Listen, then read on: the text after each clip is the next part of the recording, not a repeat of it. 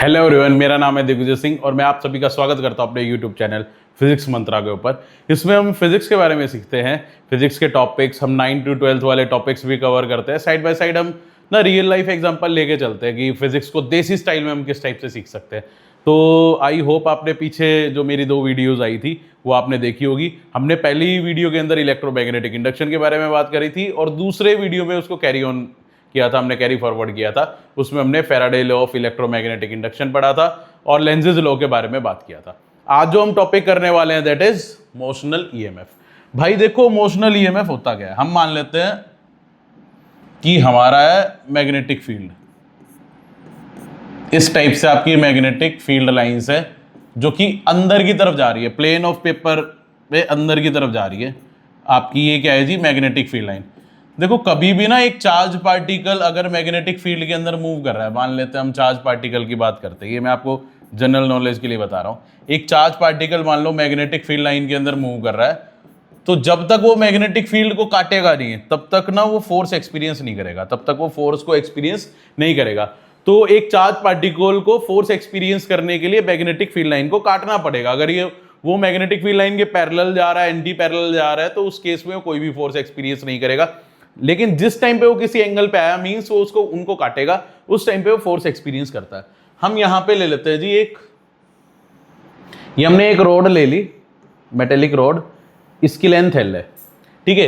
A B हमने एक metallic road ले ली जिसकी लेंथ है एल और उसको हमने आगे मूव कराया। वो रोड जो है आगे मूव कर रही है मैग्नेटिक फील्ड में। देखो, मैग्नेटिक फील्ड लाइन इस टाइप से है, प्लेन ऑफ पेपर के अंदर की तरफ जा रही है, तो ये जब ये रोड इस टाइप से मूव करेगी तो ये मैग्नेटिक फील्ड लाइंस को काटेगी, और जब ये मैग्नेटिक फील्ड लाइंस को काटेगी तो फोर्स को एक्सपीरियंस करना ही है, नॉर्मल सी बात है। अब ये मैग्नेटिक फील्ड लाइन को काट रही है, मतलब मैग्नेटिक फील्ड लाइन कभी है कभी नहीं है, कट रही है, तो कहने का मतलब मैग्नेटिक फील्ड भी इसमें क्या हो रहा है? चेंज हो रहा है। अब जब कभी भी मैग्नेटिक फील्ड चेंज होता है तो मैग्नेटिक फ्लक्स चेंज होता है, मैग्नेटिक फ्लक्स चेंज होता है तो ईएमएफ इंड्यूस होता है, ईएमएफ इंड्यूस होता है तो उसके कारण इंड्यूस करंट आता है।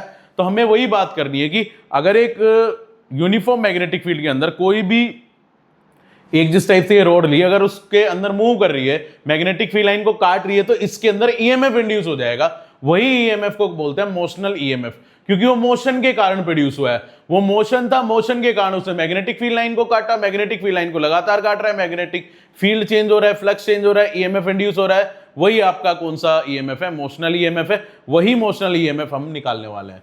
तो देखो जी, हम मान लेते हैं इसने कितना डिस्टेंस कवर किया है, एल इसकी लेंथ थी, इसने एक्स डिस्टेंस कवर किया है। अब हमने पढ़ा था last time E is equal to minus का D by D T of phi B magnetic flux का। तो E आ जाएगा जी माइनस का D by D T of phi. Phi क्या होता है भाई? फाई बी पढ़ा है हमने। फाई बी होता है vector B dot vector A, B A cos theta. अब ये परपेंडिकुलर है, cos 90 की वैल्यू कितनी होती है? आप कमेंट करके बताओ कितनी होती है। और यहां पे cos 0 डिग्री होगी या cos 90 डिग्री होगी, ये भी आपने ही कमेंट करना है। यहां पे हम 0 डिग्री लेंगे या 90 डिग्री लेंगे। और एरिया वेक्टर क्या होता है? आई होप आप ये वीडियो देख रहे हैं तो आपको एरिया वेक्टर के बारे में पता होगा। वैसे मैं आपको बेसिकली बता देता हूँ, एरिया वेक्टर आपका मैग्नीट्यूड में एरिया के बारे में बता रहा है, लेकिन उसकी जो डायरेक्शन होती है ना, that is always perpendicular to the surface. किसी भी पर्टिकुलर पॉइंट पे जहाँ पे वो एरिया है उसके हमेशा सरफेस के परपेंडिकुलर रहेगी। तो ये होता है जी D phi by D T. तो यहाँ पे बी ए एरिया निकालना है, इतने पार्ट का एरिया निकालो। ये तो इसकी लेंथ होगी into breadth, B length L into X. अब E आ जाएगा जी माइनस का D by D T of B L X हो गया। तो मैं क्या कर रहा हूं, मैं एक बार इसको माइनस का B बाहर ले लेता हूं, L भी बाहर ले लेता हूं। देखो, B मैग्नेटिक फील्ड है, वो कांस्टेंट है। L लेंथ भाई साहब ये इतनी लंबी है, ऐसे नहीं कि अचानक से लंबी हो जाएगी, बढ़ेगी घटेगी, ऐसा कुछ नहीं है। ये जो लेंथ है इसकी फिक्स है, L भी आपका फिक्स है। जो वेरिएबल है x, देखो इतना भी जा सकती थी, इतना चलेगी, इतना चलेगी, ये x आगे आ गया, पीछे आ गया। x जो है आपकी दैट इज वेरिएबल, तो dx बाई dt। और आपको पता है rate of change of displacement, what do you mean by rate of change of displacement? Velocity.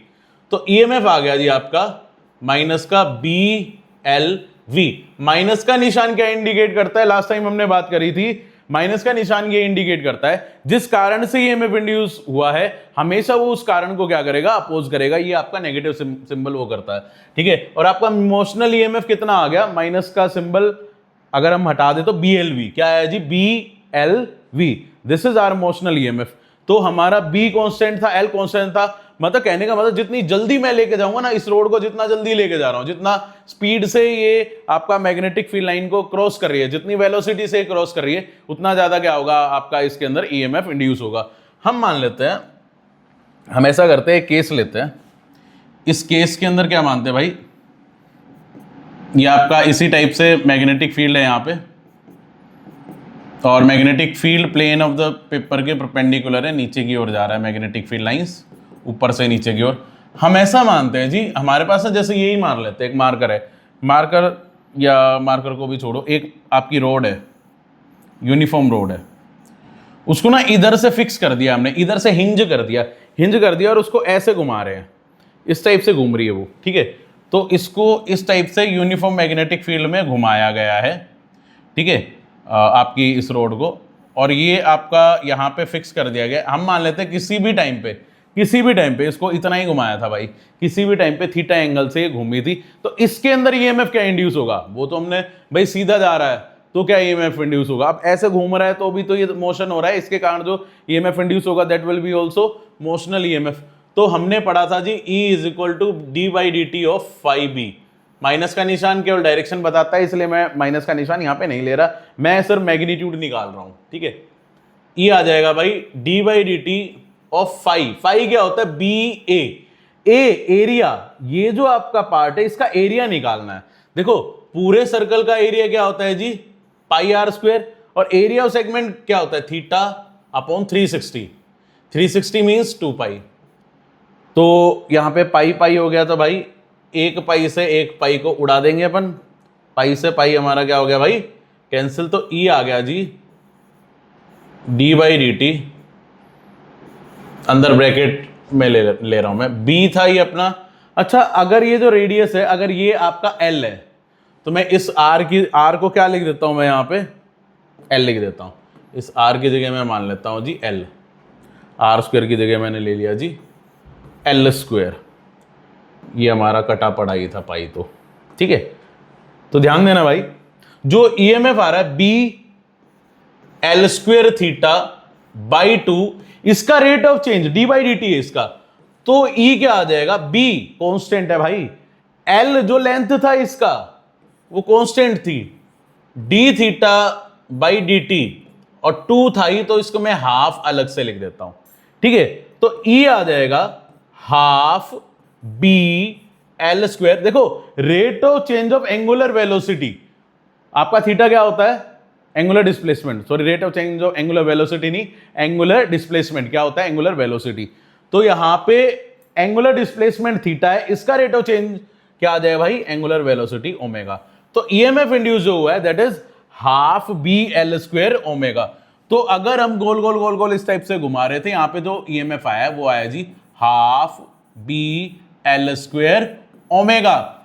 अगर कोई बोले जी मेरे को तो फ्रीक्वेंसी की टर्म्स से बताओ, मेरे को तो क्या पता फ्रीक्वेंसी दे रखी हो, एंगुलर फ्रीक्वेंसी ना हो, तो एंगुलर फ्रीक्वेंसी आपको पता है क्या होता है, 2 pi into frequency, 2 pi nu, value put कर दो, हाफ BL² ओमेगा की जगह 2 पाई इंटू फ्रीक्वेंसी, काट देते हैं भाई, 2 से 2 काट देते हैं, क्या आ गया BL², पाई भी है फ्रीक्वेंसी भी है, तो पाई BL² न्यू, ईएमएफ ये आ गया जी पाई BL² इंटू फ्रीक्वेंसी, ये आ गया हमारा EMF induce in terms of frequency.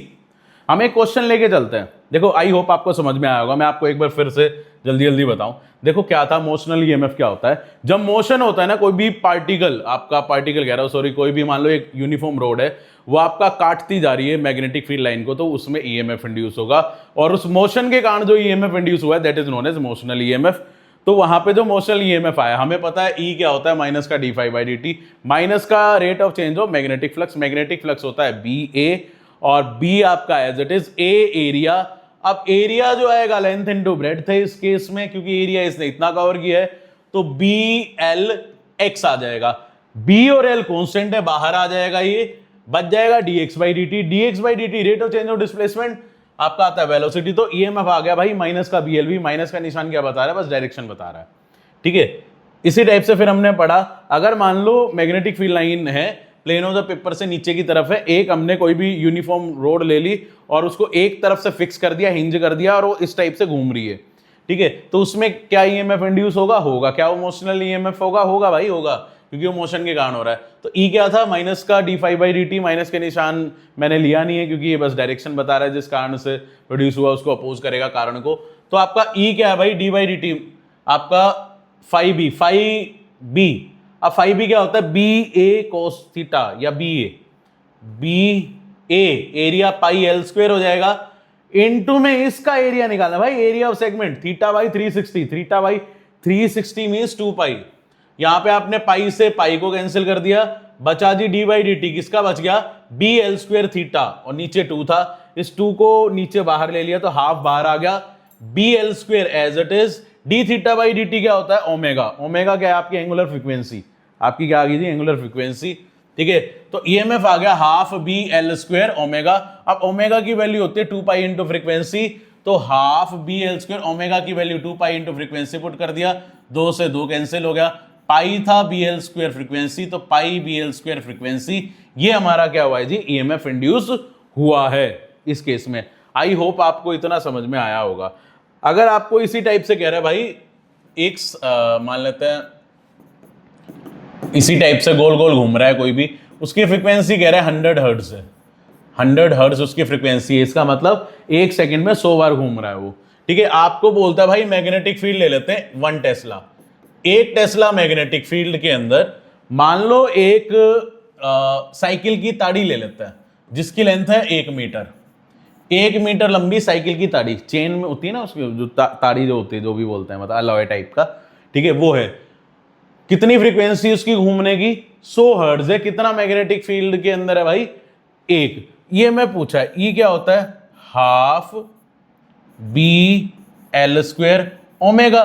फिर हम आपको अगर ध्यान हो, दूसरा क्या पढ़ा था, पाई बी एल स्क्वायर फ्रीक्वेंसी, ये 2 फॉर्मूले पढ़े थे। अब हमें गिवन क्या है, एंगुलर फ्रीक्वेंसी ओमेगा गिवन है, फ्रीक्वेंसी फ्रीक्वेंसी गिवन है भाई, एंगुलर फ्रीक्वेंसी नहीं गिवन। तो हम फॉर्मूला लगा देंगे, पाई बी कितना है, 1, एल स्क्वायर, एल भी 1 है तो 1 का स्क्वायर इंटू फ्रीक्वेंसी 100, तो आपका ईएमएफ आ जाएगा भाई 100 पाई वोल्ट। 100 पाई कितना होता है, 3.14, 314 वोल्ट ईएमएफ क्या होगा इसके अंदर इंड्यूस होगा।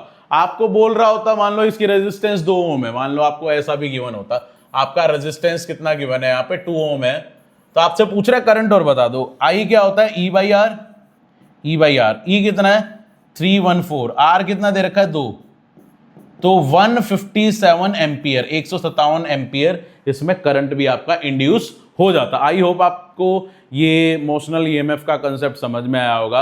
अगर आपको ये समझ में आया तो भाई लाइक ठोक देना और यार सब्सक्राइब करो, ठीक है। और आगे वाले जो टॉपिक्स हैं वो हम इसी टाइप से करते रहेंगे, और एक मैं आपका जो PYQs वाला जो है उसके लिए मैं स्पेशल और लेके आऊँगा, स्टार्टिंग से पहली यूनिट से स्टार्ट करें। तो भाई जल्दी से जल्दी लाइक ठोको और सब्सक्राइब कर लो और लगे रहो भाई, अपना तोड़ फोड़ मचाते रहो फिजिक्स में। जय श्री राम, वंदे मातरम, जय हिंद।